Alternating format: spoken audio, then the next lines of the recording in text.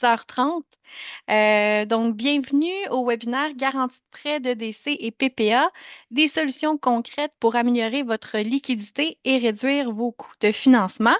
Je me présente, je suis Catherine Larrivée-Bazinet, je suis agente au programme qualité et bien-être aux producteurs de bovins du Québec et votre animatrice pour cet avant-midi. Rapidement, je voulais faire un rappel du fonctionnement du webinaire. Donc, comme pour ceux qui ont l'habitude, ça va être un rappel pour vous également. Pour les questions, on va les prendre tout au long. En fait, on va y répondre à la fin, mais vous pouvez les écrire au fur et à mesure que vous les avez dans le QR qui est situé juste au bas de votre écran. Étant donné qu'on est un grand groupe aujourd'hui, on va prendre vraiment les questions écrites à la fin. Si vous avez des problèmes techniques, problèmes à nous entendre ou quoi que ce soit, vous pouvez nous les écrire aussi dans le chat pour qu'on puisse vous aider à rétablir la situation. Aussi, le webinaire, il est enregistré, il va être disponible sur la chaîne YouTube des PBQ au courant des prochains jours. Vous allez aussi recevoir le lien par courriel là, dans les prochains jours également. Donc, avant de continuer, je vais maintenant laisser la parole à Madame Emmanuelle Piché, qui est directrice des affaires économiques au PBQ. Donc, Emmanuelle, tu peux y aller. Merci Catherine, mais merci à tous d'être avec nous ce matin. Pour commencer, j'ai le plaisir d'introduire Milena Derougeur, spécialiste en marketing et communication chez la Société du Crédit Agricole. Elle nous parlera du programme de paiement anticipé qui offre du financement à court terme, dont une portion sans intérêt. Avant de se joindre à la Société du Crédit Agricole, Milena était coordinatrice du marketing et des communications pour la compagnie de construction Donoho. Milena détient un baccalauréat en communication de l'Université de Campbellsville. Nous avons aussi avec nous ce matin Scott Clark, qui est vice-président marketing et communication pour la Société du Crédit Agricole. Scott pourra répondre à vos questions à la fin du webinaire. Milena, je te cède la parole. Merci Emmanuel, merci Catherine. Je vais juste partager mon écran. Super. Fait que merci encore à vous. Merci au PBQ de nous recevoir aujourd'hui. Comme mentionné, je m'appelle Milena de Rougeur et je suis accompagnée de mon collègue Scott Clark. Et aujourd'hui, on va vous parler de un de nos programmes de financement qui s'appelle le PPA. Je m'excuse un peu, je suis un peu grippée, fait que je vais faire de mon mieux. Pour l'ordre du jour, on va parler un peu de qui nous sommes, le programme de paiement anticipé, le PPA, les produits admissibles au Québec, les assurances et les garanties que ça prend pour être éligible au programme. On va parler aussi du cycle complet du PPA. On offre aussi deux structures, fait que ça s'appelle le flux continu et le flux standard. Quelques informations supplémentaires et aussi comment vous pouvez faire une demande. Fait que, qui sommes-nous? On a été créé en 1992 par l'Office de commercialisation de blé de l'Ontario, le Conseil du soja de l'Ontario et l'Association des producteurs de maïs de l'Ontario. Fait que nous, la SCA, on est vraiment un organisme à but non lucratif. On est vraiment là pour soutenir les producteurs agricoles. On les offre des programmes d'avance de fonds vraiment conçus pour offrir des financements à taux d'intérêt préférentiel et aussi pour améliorer leur accès au crédit. Fait que notre objectif, c'est vraiment là pour vous aider les producteurs à planifier la mise en marché de votre produit à des moments plus avantageux. Fait que quand la demande et les prix sont plus élevés, fait que vos décisions de vente sont vraiment basées sur les conditions du marché plutôt qu'un besoin de liquidité à court terme. Voici quelques de nos partenaires agricoles. On fait affaire sur un plan national et aussi provincial. Puis eux, ils sont capables de nous dire qu'est-ce qui se passe dans le marché, comment on peut aider, comment on peut soutenir les producteurs. Fait que le programme, ça s'appelle le PPA, le programme de paiement anticipé. Puis ça, c'est un programme fédéral. C'est offert par le gouvernement du Canada. On peut emprunter jusqu'à 1 million de dollars et la durée et le remboursement, ça peut aller jusqu'à 18 mois, pardon, dépendamment de quel produit que vous avez. Les premiers 100 000 dollars sont sans intérêt, puis ça, c'est un minimum. Fait que en mars ou avril, ce montant-là peut changer. Fait qu'on y va avec un 100 000 dollars sans intérêt comme minimum. Et le reste du prêt, fait que le solde, il est au taux préférentiel à 4,45 Le taux d'avance, c'est 50 de la valeur marchande prévue. Les produits admissibles au Québec, on a dans le bétail les bovins de boucherie, porcs, bisons, moutons et agneaux. Pour les fleurs et les plantes, on a les fleurs coupées, arbres à feuilles caduques, arbres de Noël, arbustes en contenant et conifères, aussi plantes en pot. Pour les cultures, c'est blé, orge, soya, laitue, maïs, ail, canola, pommes de terre, avoine, foin. Et on a aussi le sirop d'érable. Pourquoi je vous parle de ces autres produits-là? Ben, tu sais, ça se peut que vous avez vos bovins, mais vous pouvez aussi avoir d'autres cultures ou quoi que ce soit. Puis vous pouvez faire une demande de PPA pour ça aussi. S'il y a quelque chose que vous voyez pas sur la liste, ça veut dire qu'il y a un autre organisme qui administre le PPA pour ce produit-là. Fait que dans ce temps-là, il faut juste aller sur le site de Web Agriculture et Agroalimentaire Canada pour vérifier vraiment quel organisme qui offre le PPA pour le produit que nous, vous voyez pas sur cette liste-là. Fait que les assurances et garanties que ça prend pour le bétail, pour participer au PPA, ça prend soit AgriStabilité ou l'ASRA par la financière agricole du Québec. S'il n'y a aucune garantie d'un autre prêteur sur les animaux, ben nous, on prend la garantie sur le bétail. S'il y a déjà une convention de sûreté, dans ce temps-là, on fait signer une entente de priorité pour que le PPA, la garantie soit au premier rang. Pour les cultures, ça prend l'assurance récolte, ASREC, encore par la financière agricole du Québec. Puis, s'il n'y a aucune garantie par le prêteur, même chose, nous, on prend la garantie. Sinon, on fait signer une entente de priorité. Puis aussi, on peut prendre l'inventaire comme garantie, dépendamment quel produit que vous avez. Puis ça, c'est vraiment les règles du gouvernement du Canada pour pouvoir être éligible au PPA. Ça vient pas de nous, ça vient d'eux. Fait que c'est ça que ça prend vraiment pour pouvoir participer au programme. Fait que là, on va parler un peu de la grille d'économie. Fait que ça, c'est vraiment un exemple de comment vous pouvez économiser par des chiffres avec la Société du Crédit Agricole et le PPA. Je vais mettre mon petit laser ici. Fait que, avec le PPA, vous pouvez avoir 100 000 puis ça, on parle encore d'un minimum sans intérêt. Puis le reste est au taux préférentiel à 4,45 Fait que si on parle d'une banque traditionnelle, habituellement, vous n'avez aucun montant, fait que 0 sans intérêt. Et votre prix que vous prenez, il est au taux préférentiel plus 1 plus 2 et même parfois plus 3 Fait que si on met ça en chiffres puis en nombre, si vous empruntez à peu près 100 000 si vous avez un prêt avec la banque au taux préférentiel plus 1 à 5,45 mais si vous optez pour le PPF, c'est une économie de 5 450 Même chose, si vous avez un prêt au taux préférentiel plus 2 donc 6,45 si vous optez pour le PPA, c'est une économie de 6 450 À 250 000, on parle de 6 950 Si on est à 2 9 450 Fait que c'est quand même de l'argent qui peuvent rester dans vos poches. Plus le prêt est plus grand, ben, plus d'économies que vous pouvez faire. Fait que là, on va parler un peu du cycle complet du PPA. On va parler du financement au remboursement. Fait que c'est vraiment un programme qui a été conçu pour suivre votre production puis pas la compliquer. Fait que ça accompagne, le PPA accompagne le producteur sur l'ensemble du cycle de production. On donne les avances seulement sur le bétail qui est déjà en inventaire. Fait que l'avance, c'est pas pour acheter des bêtes, mais vraiment pour ce que vous avez déjà en inventaire. Puis le financement, c'est vraiment pour soutenir vos coûts d'exploitation comme la main-d'œuvre, l'alimentation, etc. Fait que si on parle du cycle, tout simplement, c'est première étape, vous avez votre bétail en inventaire qui est admissible. Nous, dans ce temps-là, on met une avance PPA. Votre bétail est élevé, nourri, préparé pour la vente. Puis ensuite, le remboursement, ça s'effectue au moment des ventes puis de quelle structure que vous avez choisi. Je vais parler dans la prochaine diapo des structures disponibles. Fait qu'on avait parlé du flux continu et standard. Fait que je vais rentrer en détail un peu par rapport à ça dans la prochaine diapositive. Puis sinon, le résultat, ça vous donne une meilleure liquidité, une meilleure trésorerie. C'est vraiment un financement aligné avec la réalité de votre ferme. Puis c'est moins de pression financière pendant la production, là.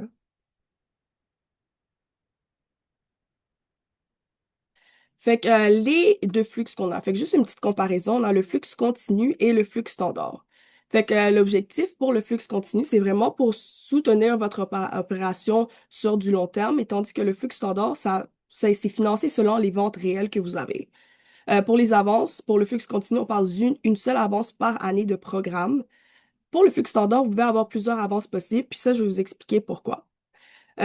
Pour être éligible au financement, ben c'est pour le flux continu, c'est le nombre minimum de têtes maintenues. Puis le flux standard, c'est l'inventaire réel que vous avez.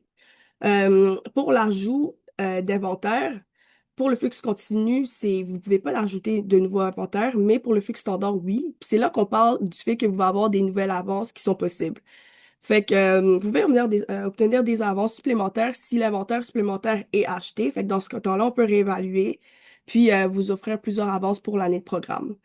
Côté remboursement, pour le flux continu, on parle de paiement automatique. Fait que ça, c'est vraiment une structure que vous choisissez, vous parlez, et, je vais payer tel montant par mois, etc.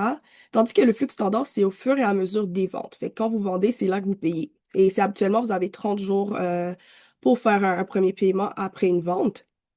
L'échéance, pour le flux continu, on parle de 12 mois à partir de la date de financement ou la fin de période de production. Fait que ça, c'est dépendamment de quelle date qui arrive en premier. Fait que c'est soit 12 mois pour faire le remboursement complet ou quand vous avez fini la production. Tandis que le flux standard, c'est vraiment à la fin de la période de production. Fait que ça peut dépasser le 12 mois qu'on parle, puis même jusqu'à les 18 mois comme j'avais mentionné plus tôt. Preuve de vente, pour le flux continu, vous devez seulement donner une preuve de vente si l'inventaire elle diminue. Mais pour le flux standard, c'est requis à chaque paiement. Fait que vous avez fait une vente, vous avez 30 jours pour faire un premier paiement et vous donnez une preuve de vente, un reçu. Puis ça, c'est à chaque vente pour le flux standard seulement. Fait que le flux continu, c'est vraiment idéal si vous avez une opération un peu plus stable, plus prévisible, vous savez ça a l'air de quoi. Mais pour un flux standard, c'est vraiment où que c'est moins prévisible puis ça fluctue beaucoup au cours de l'année. Fait que là, je vais vous parler un peu du cycle. Fait que ça, c'est un exemple illustratif vraiment pour l'année de programme 2026. Euh, Fait que la première étape, c'est vraiment que l'inventaire soit déjà sur la ferme. Fait que vos bovins sont déjà nés puis sevrés. Puis là, j'ai mis quelques dates, mais je vais vous expliquer pourquoi c'est des gros gaps. Fait que là, on parle de hiver 2025-2026. La prochaine étape, c'est vraiment de faire une demande de PPA avec nous, la SCA. Puis ça, on parle de l'année de programme 2026, fait que cette année. Puis là, les demandes sont ouvertes entre avril 2026 à mars 2025. Fait que là, on parle un peu, à peu près un an. Puis habituellement, la majorité des producteurs de bovins, nous, on reçoit leurs demandes en été. Fait qu'on reçoit leurs demandes en été parce que l'inventaire, ben, c'est déjà sur la ferme, les veaux sont sevrés, les bétails sont prêts à être financés. Fait que les coûts d'entretien à l'alimentation sont vraiment à leur maximum en été, fait que plus besoin de liquidité. Fait que les producteurs ont aussi une meilleure visibilité sur la taille, la croissance de troupeaux. Fait que ça permet de planifier les ventes pour l'automne et l'hiver avec la trésorerie nécessaire. Fait que l'été correspond souvent à une période plus calme administrativement, pardon, pour compléter la demande. Fait qu'on a souvent les demandes pour les bovins en été. Fait que la prochaine étape, c'est nous. On vous donne l'avance sur le PPA basé sur l'inventaire que vous nous dites. Puis dès que vous êtes approuvé, vous recevrez l'argent.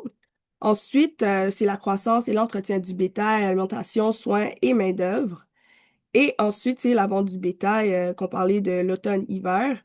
Fait que ça, c'est selon le marché et le poids que vous avez visé. Puis, on embarque dans le remboursement du PPA. Pour le flux standard, comme on parlait, ben, les bovins, c'est jusqu'à la fin de production, mais la date limite, on parle du 31 mars 2028, si on prend l'année de programme 2026 comme exemple. Pour les porcs, agneaux, moutons, chèvres, on parle de 30 septembre 2027. Et pour le flux continu, ben là, on parle des paiements préautorisés de 12 mois ou la fin de production. Fait que l'évolution de la SCA, comme je vous l'ai dit, ça fait un peu plus que 30 ans, on existe. Avant ça, on avait beaucoup de formulaires. On parlait de 56 pages. Maintenant, c'est juste 3 au téléphone. C'est vraiment un appel de 15 à 20 minutes. Si vous êtes un producteur qui revient année après année, fait que pour la première fois, c'est 15 à 20 minutes, mais après, vous avez un formulaire prépopulé. Puis ça prend 6 minutes. Vous dites si vous avez des changements, c'est quoi le poids que vous visez, etc. Puis, comme je vous dis, 6 minutes au téléphone. C'est 3 pages pour la demande. Le délai de traitement de financement, c'est vraiment 14 jours ou moins. Il y a des relevés en ligne, paiement en ligne. Vous pouvez payer ça comme n'importe quelle facture en ligne. On a un logiciel de gestion qu'on a investi un peu plus de 5 millions de dollars. Puis ça, c'est vraiment un système complet sans processus manuel. Puis on a vraiment un excellent service à la clientèle. Puis ils sont vraiment là pour vous aider, pour répondre à votre question. Puis ils vont prendre le temps avec vous pour tout planifier. Fait que quelques petits détails à savoir, il y a des frais de demande de 1 000 $, puis ça, c'est payable lors du dernier versement. Fait que le 1 000 $, c'est juste ça que vous avez à payer, puis ça sort pas de vos poches. Fait que dans le fond, si vous avez emprunté 100 000 $, ben vous allez recevoir 99 000 $. Puis sinon, à part ça, il n'y a aucun frais initial, aucun coût caché. Les informations requises pour des nouveaux demandeurs, c'est soit preuve de citoyenneté canadienne, vos états financiers de l'année précédente, des documents corporatifs si c'est nécessaire, puis les documents d'assurance, bien sûr. Fait que pour faire une demande, vous pouvez appeler à ce numéro de téléphone francophone, puis il y a un agent qui va vous parler. Sinon, vous pouvez toujours envoyer un courriel à advance@creditcord.ca ou visiter notre site web. Si vous avez d'autres questions, si vous avez besoin d'aide ou quoi que ce soit, n'hésitez pas d'appeler ou de mon cellulaire ou d'envoyer un courriel à mderougeur@creditcorp.ca. Les demandes sont actuellement ouvertes pour l'année 2026. Fait que c'est super simple, juste à appeler, comme je vous ai dit, ou même envoyer un courriel, puis quelqu'un va vous rejoindre. Puis c'est ça, si vous avez des questions, vous pouvez les mettre dans le chat, puis je vais les répondre à la fin, moi et Scott. Puis merci beaucoup. Merci beaucoup, Milena, pour cette présentation. Euh, on va avoir une période de questions à la fin. Donc, si pour ceux dans l'audience qui ont des questions, notez-les. Milena et Scott vont rester avec nous jusqu'à la fin. Nous poursuivons maintenant avec Imen Belloula, directrice relationnelle principale chez Exportation et Développement Canada. Elle va nous présenter les outils financiers offerts par Exportation et Développement Canada, notamment son programme des garanties de prêt. Pendant ses 20 années d'expérience dans le secteur financier, Imen a développé une solide expertise en analyse financière, en gestion de portefeuille et en accompagnement des entreprises. Elle est titulaire d'un baccalauréat en administration des affaires de l'Institut supérieur de la comptabilité et de l'administration des entreprises à Tunis. Nous accueillons aussi Zishan Ali Fazal, directeur régional pour Exportation et Développement Canada. Zishan restera avec nous et pourra répondre à vos questions à la fin du webinaire. Imen, je vous cède la parole. Bonjour, bonjour à tous. Merci Manuela et Catherine pour de nous avoir reçus ce matin. Je vais partager mon écran. Bonjour à tous. Je vais vous parler de EDC, Exportation et Développement Canada. On est une société d'État détenue, notre actionnaire principal, c'est le gouvernement fédéral. On existe depuis plus de 80 ans et notre mandat, c'est d'aider les entreprises canadiennes, peu importe la taille et peu importe aussi le secteur d'activité, à exceller dans le marché mondial. Notre clientèle, c'est des entreprises qui exportent et pour nous, l'exportation, c'est vraiment de l'exportation à l'échelle internationale, ça veut dire au-delà des frontières canadiennes. Pour nous, la clientèle s'étale sur 3 catégories. C'est les entreprises qui vendent directement à des acheteurs ou à des clients internationaux, ou bien les entreprises qui font partie de la chaîne de valeur, donc ce qui est probablement votre cas. C'est les entreprises qui vont vendre leurs produits à des entreprises que eux y exportent. On sait qu'à la fin, le produit va se rendre sur les tablettes à l'international. Ça, vous contribuez, donc ces entreprises-là contribuent à la chaîne de valeur. Donc, en bout de ligne, on sait que le produit va être vendu à l'international. Donc, c'est l'exportateur indirect. Et les futurs exportateurs, c'est les entreprises qui détiennent un plan d'exportation pour les 12 prochains mois. Donc, on sait qu'il y a l'intention d'exporter, donc on peut les supporter à travers nos solutions, tant financières que non financières. Donc, pour les slides qui vont venir, on va dire que c'est des exportateurs, mais pour nous, c'est vraiment les 3 catégories qui peuvent s'appliquer. Donc, exportateurs directs, indirects et futurs exportateurs. Donc, pour l'approche agroalimentaire pour EDC, on poursuit l'approche à travers la diversification de marché. EDC aussi met l'emphase sur quelques secteurs ou quelques places aussi au niveau l'Indo-Pacifique, en Europe, en Latin, au Mexique. On sait que ces marchés-là sont des marchés porteurs pour l'agroalimentaire et aussi elle a l'expertise de EDC pour vous supporter. Donc, l'exportateur ou le futur exportateur, c'est toujours au centre de notre intérêt. Donc, à travers ça, on a une approche, que ce soit à travers nos solutions financières et non financières, qu'on va accompagner les entreprises. Donc, parmi les volets, on a les solutions financières. Donc, on est très connu par les assurances. Donc, les assurances, on est contrairement au marché, ce qui est offert sur le marché, on a les assurances sélectives. L'assurance sélective, c'est vraiment, on peut cibler un seul acheteur. Si jamais vous avez un contrat, un client, un PO que vous connaissez pas, que vous voulez, mettons, donner des termes de paiement plus lents et que vous savez pas si, par exemple, il va être solvable ou non. Pour commencer ou démarrer une relation d'affaires, ça sera bien de l'assurer pour éviter des pertes. Donc, EDC peut supporter 90%. On est très flexible au niveau des assurances. Donc, on peut assurer un client, on peut assurer deux, on peut assurer tout le portefeuille aussi de votre clientèle. L'assurance aussi, au-delà que ça vous permet d'éviter des pertes futures, ça peut aussi vous permettre d'aller chercher un fonds de roulement au niveau de votre banque et à travers la margination de votre marge de crédit, si la marge de crédit est marginée. Donc, la banque va être confortable à considérer votre recevable à 90%. Sinon, on a les garanties, c'est principalement la garantie sur un prêt à terme ou bien sur la marge de crédit. Généralement, et les plus connus, c'est vraiment sur la marge de crédit. Ça va vous donner une, euh, une marge de crédit plus importante qui va supporter la croissance de votre entreprise. Donc, nous, on va garantir jusqu'à 100% de la marge de crédit, ce qui donne un confort à la banque et aussi à vous pour pouvoir s'expansionner et développer. On a deux programmes au niveau de l'assurance, de la garantie, et je vais y revenir après dans la prochaine slide. On a un programme qui se fait avec nous. Donc, vous contactez les directeurs de compte. Nous, on va pouvoir mettre en place la garantie EDC. Sinon, il y a un programme qui est offert directement par votre institution financière. Et ça, je vais en parler après. C'est plus facile à mettre en place. Et la majorité des banques canadiennes ont accès à ce programme-là. Sinon, on a le cautionnement. Le cautionnement vise principalement les lettres de garantie. Donc, si jamais vous avez des lettres de garantie à donner, peu importe au Canada ou à l'international. Donc, ces lettres de garantie, habituellement, la banque va pouvoir geler une partie de votre marge de crédit pour pouvoir émettre ces lettres de garantie, ce qui va gruger sur votre fonds de roulement. Donc, nous, ce qu'on va faire, c'est qu'on va prendre la garantie, 100% de ces lettres de garantie-là, et on va libérer les fonds qui sont gelés sur votre marge de crédit. Donc, peu importe la lettre de garantie que vous donnez à des associations, quand vous bidez dans des contrats, Hydro-Québec, toute forme de lettres de garantie peuvent être supportées par EDC tant et aussi longtemps que vous êtes dans le cadre d'un exportateur futur ou un exportateur indirect ou un exportateur indirect. Il y a aussi la garantie sur les FX ou les lignes de change. Donc, si vous transigez avec des devises étrangères et que vous avez besoin, mettons, vous bouquez des contrats ou vous fixez le prix, mettons, de vente aujourd'hui, mais l'argent, vous allez le recevoir comme 2, 3 mois après.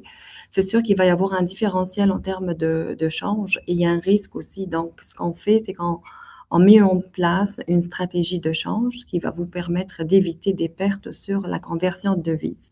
Donc, ça aussi, c'est un point qu'on peut supporter et que vous devriez aussi discuter avec un cambiste pour voir votre besoin pour émettre une ligne de change.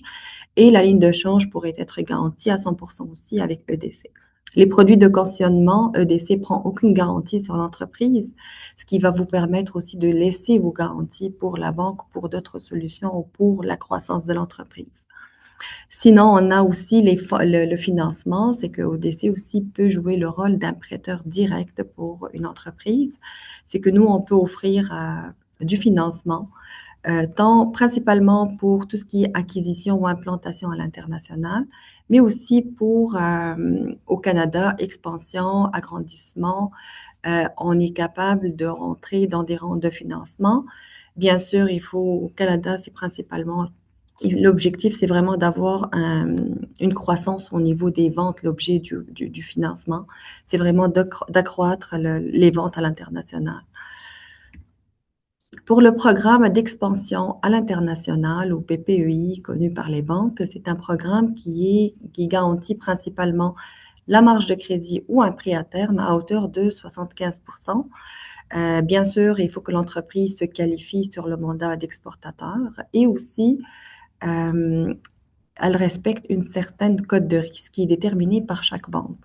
Donc, ce qui arrive, la différence entre les deux programmes pour la garantie sur la marge de crédit ou le prêt à terme, c'est que la banque va pouvoir préqualifier le dossier toute seule, donc sans passer par EDC, donc ils ont le crayon en fait de notre garantie. Ce que ça fait, c'est que c'est rapidité au niveau de la mise en place de la garantie EDC et qu'ils peuvent augmenter les marges de crédit à hauteur d'aller chercher une garantie tout de suite de 75%. Donc, diminuer le risque pour la banque et aussi donner aussi la flexibilité ou la chance aux entrepreneurs d'augmenter sa marge de crédit à travers ce programme-là. Donc, vous pouvez en parler avec votre banque si jamais vous avez un besoin d'augmenter votre marge de crédit. Et le montant maximal pour une marge de crédit ou un prêt à terme, c'est 13 millions, 13,33 millions de marge de crédit canadien. À travers nos autres solutions non financières, en fait, on a la planification recherche de renseignements. Ce département-là, c'est un service d'accompagnement pour les entreprises, principalement offert pour les entreprises de 10 millions et plus de chiffre d'affaires. On accompagne les entreprises dans la diversification de marchés. Donc, on va les aider à cibler quelques marchés pour diversifier et augmenter leurs ventes à travers ces nouveaux marchés-là. Aussi, là, on va répondre aux questions de réglementation. Si, par exemple, mon produit, si je le vends à tel pays, c'est quoi ma réglementation? Comment je dois me conformer? Quelle certification je peux aller chercher? Donc, ça, c'est le genre de questions qu'on est capable d'offrir et c'est un service vraiment personnalisé. Sinon, et on a le site web de EDC qui est offert à tous les entrepreneurs, peu importe leur taille aussi. Donc, n'importe qui peut aller s'inscrire et avoir de l'information sur le site web de edc.ca. Sur la section EDC, donc créer un profil et vous allez avoir de l'information. Il y a toute une équipe aussi qui travaille derrière le site web. Donc, vous pouvez poser des questions si jamais vous ne trouvez pas la réponse à vos questions. Il y a aussi des outils qui sont disponibles, des webinaires. Il y a le Vérif Entreprise que je recommande tout le monde de le consulter si jamais vous avez une nouvelle demande d'un client à l'international. Donc, ça, c'est la première vérification que vous devriez faire. C'est que vérifier si l'entreprise est matriculée dans son pays. Donc, ça, c'est parfois, on a des cas de fraude. Donc, c'est vraiment la première vérification que vous devriez vérifier. Donc, il y a des outils sur ce site et je vous invite aussi à aller regarder le site web et de s'inscrire aussi pour avoir de l'information et accès au webinaire. Sinon, on a un réseau, comme je vous ai dit tantôt, on est présent depuis plus de 80 ans. On a des bureaux à l'international. À peu près, on a 26 bureaux partout dans le monde. Le but de nos bureaux, c'est vraiment d'accompagner les entreprises qui veulent diversifier, qui veulent s'implanter aussi. On accueille l'information de marché, on va aller chercher les gros joueurs à l'international pour signer des contrats avec eux et faire du maillage avec les compagnies ici. Donc, nos bureaux sont là pour vous aider avec les délégués commerciaux. On est présent, comme vous voyez ici, partout dans le monde. Une concentration au niveau de l'Asie de l'Est, donc l'Indo-Pacifique. Il va y avoir aussi d'autres ouvertures de bureaux prochainement en Europe. Donc, on est aussi présent en Amérique latine. Donc, tous ces marchés-là, c'est accessible. Et si jamais vous avez le goût d'exporter ou d'avoir de l'information, on est là pour vous supporter. Sinon, notre équipe agroalimentaire, en fait, EDC, on a décidé d'avoir une équipe agro depuis quelques années, vu que l'agroalimentaire, c'est quand même un secteur privilégié et d'importance pour nous. On a Zishan qui est avec moi sur l'appel aujourd'hui. Lui, il chapeaute toute la stratégie agroalimentaire. Il y a moi, on est quand même 5 directeurs de compte sur le territoire et à travers tout le Québec. Donc, pour chaque point de bureau EDC au Québec, on a une personne qui est dédiée à l'agroalimentaire. Voilà, donc j'ai hâte de voir vos questions. Merci beaucoup, Émine, pour la présentation. Je vais passer la parole à Catherine qui va animer la période de questions. Puis après, je vais reprendre le mot de la fin. Parfait. Ben, merci beaucoup à nos conférencières et à tout le monde qui est avec nous ce matin pour le webinaire. On a eu quelques questions dans le QER, quelques questions aussi, pardon, dans la discussion ou le chat. Donc, je vais commencer. En fait, on a eu deux questions là, qui étaient pas mal similaires, je crois. Puis si c'est pas le cas, la personne qui a posé la question, vous me le direz. Mais c'était, est-ce que c'est possible de préciser quel type de bétail pour le PPA vous prenez en compte pour les bovins de boucherie? Par exemple, j'ai un producteur veau d'embauche en semi-finition. Est-ce que ces vaches et ces veaux sont inclus dans son inventaire pour fin de calcul de montant éligible pour une avance? Fait que les veaux, oui. Les vaches, non, par exemple. Fait que le PPA, comme j'ai mentionné, ça couvre vraiment le bétail destiné à être vendu. Fait que dans une opération vache-veau, on applique sûrement les veaux dans ce temps-là. Puis on y va pour l'inventaire comme ça. Puis sinon, pour la première question, je peux vous partager mon écran. Fait que ça, c'est notre liste de produits qu'on a au Québec. Fait qu'on y va, puis ça, c'est le taux vraiment qu'on parlait de 50% de la valeur marché. Fait que voilà, ça, c'est la liste de produits et tarifs qu'on a. Fait que si on parle de bison, taureau en élevage mature, plus de 2 ans, taureau en reproduction, veau en engraissement.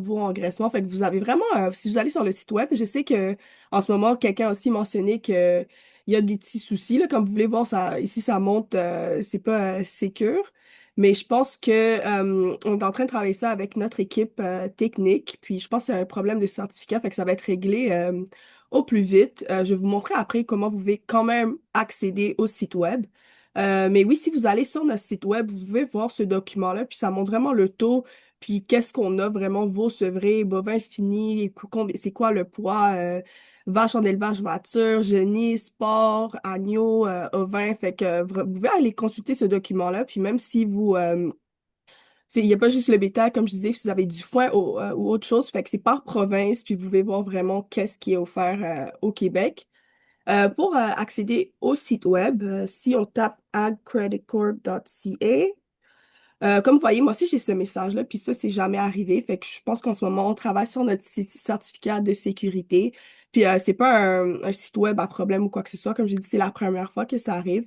Si vous cliquez ici, à gauche sur Advance, j'imagine que où Le c'est en français navigateur, ouais. probablement, ouais, le navigateur, merci, et en français. Si vous cliquez Proceed ici to the site web, ben là, ça va vous offrir, ça va vous ouvrir le site web. Vous pouvez naviguer, voir les programmes de prêt, formulaire de demande. Si vous voulez accéder au document dont je parle, vous pouvez cliquer sur tarif d'avance.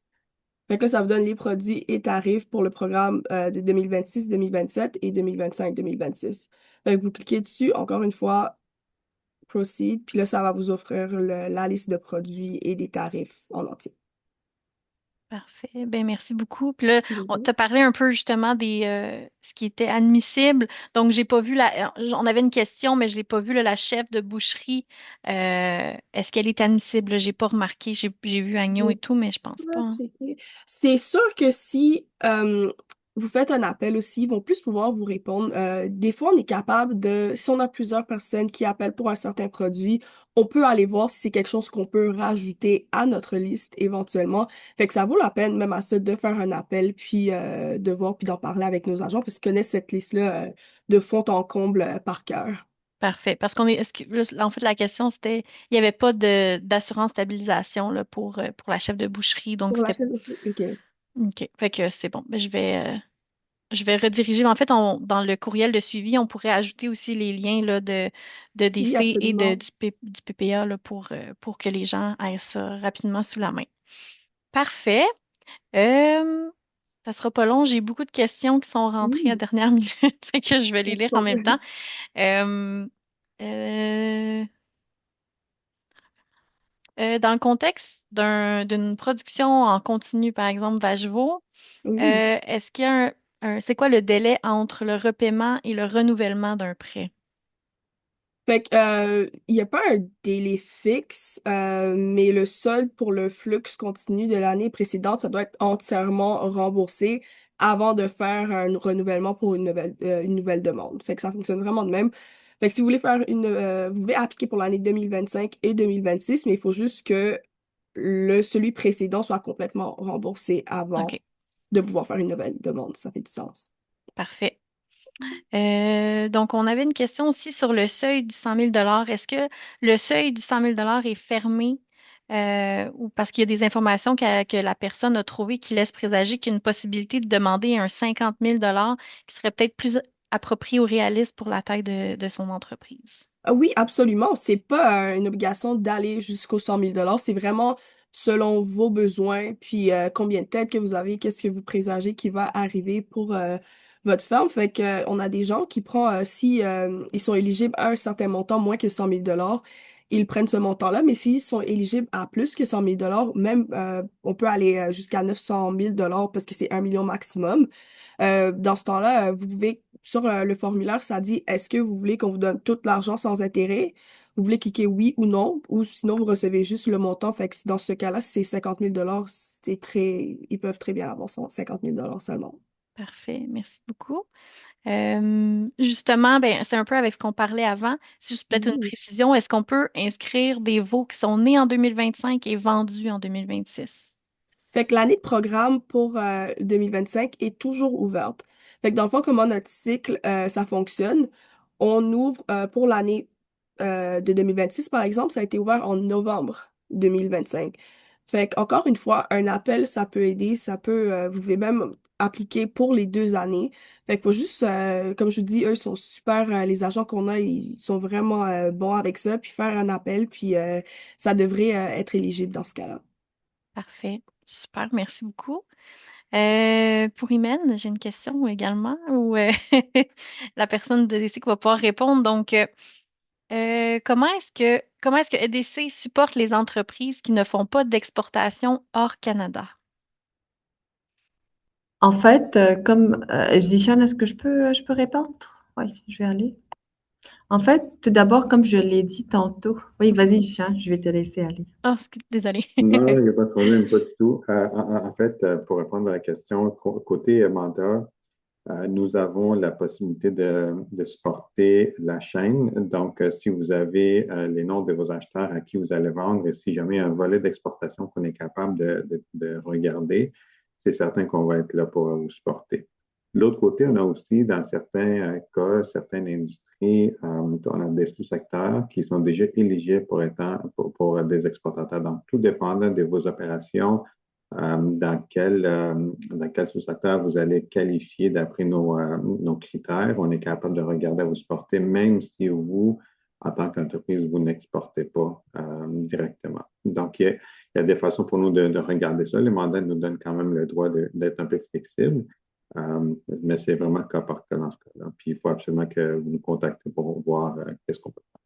Parfait. Ben, justement, j'ai une autre question pour vous. Si nous avons un besoin financier et nous voulons explorer ce que DC peut faire, avec qui devons-nous contacter? Donc, mais vous avez dans la présentation qui va vous être partagée, vous avez les coordonnées des différentes personnes. Vous pouvez me contacter sans aucun problème. Je vais vous rediriger à la bonne personne, sinon aussi Iman. Puis ça va nous faire plaisir de prendre un premier appel avec vous, regarder qu'est-ce qu'on est capable de supporter, puis vous mettre en communication avec la personne qui va être capable de gérer votre dossier aussi. Si des gens ont d'autres questions, vous pouvez aussi me donner un appel ou m'envoyer un courriel personnellement, puis ça me fait plaisir de répondre à n'importe quelle question, moi puis mon équipe.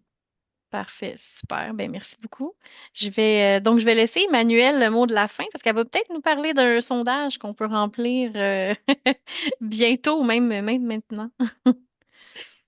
Bon, merci beaucoup à tout le monde d'être avec nous ce matin, puis bien intéressant pour vos présentations là, des deux côtés. J'aimerais inviter tous ceux qui sont sur l'appel à prendre 2 minutes, puis vraiment c'est un vrai 2 minutes pour compléter un sondage pour qu'on comprenne un peu mieux vos besoins par rapport au PPA. Quel genre d'informations complémentaires qu'on pourrait vous donner ou pour ceux qui l'ont déjà essayé, qu'est-ce qu'on peut qu'est-ce qu'on peut améliorer. Donc, euh, je laisse Catherine nous envoyer le lien dans le chat. Moi, je vais partager mon écran où est-ce que vous allez voir ceux qui sont plus techno, un code QR à l'écran. Et puis, je pense que ça complète l'appel. Le webinaire va aussi être disponible en rediffusion. Vous allez pouvoir aussi avoir les contacts là, de nos conférenciers pour des questions complémentaires. Là. On vous envoie ça dans les prochains jours. On a juste eu une dernière question qui est Ah, OK. rentrée. C'était en fait Super, bon, c'était j'attends. c'était concernant l'ASRA et le PPA. Est-ce que un producteur est obligé d'être à l'ASRA pour avoir du PPA? Oui, fait que ça, c'est vraiment, ça prend soit l'ASRA ou Agristabilité quand c'est les demandes du gouvernement du Canada. Fait que oui, le gouvernement, il est là puis il donne de l'argent sans intérêt. Il faut en profiter. Mais c'est vraiment, comme je dis, c'est vraiment une des demandes qui est nécessaire pour pouvoir être éligible et participer au PPA. Parfait. Ben, merci. C'est la dernière est arrivée pendant qu'on parlait. Fait que Manuel, je trouvais que c'était important Oui, de poser la effectivement, question. c'est une excellente question. Merci. Parfait. Donc, ben, merci tout le monde. Puis bonne journée à tous. Merci. Bonne journée à Merci tous. tout le monde. Merci, au revoir. Bye. Bye. Bye tout le monde.